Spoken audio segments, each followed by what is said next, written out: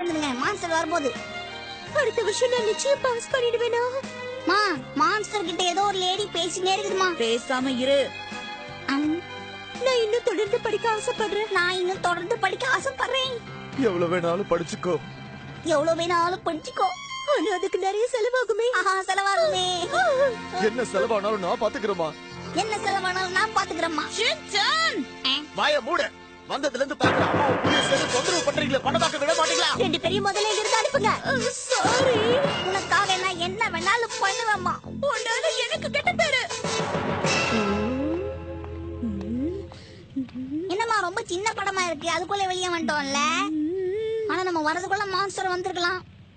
சரி அது போயிட்டு போகுது. நீங்க சொன்ன மாதிரி எனக்கு ஆக்ஷன் காமினும் ஃபுல் மீல்ஸும் வாங்கி தரீங்க, ஓகேவா?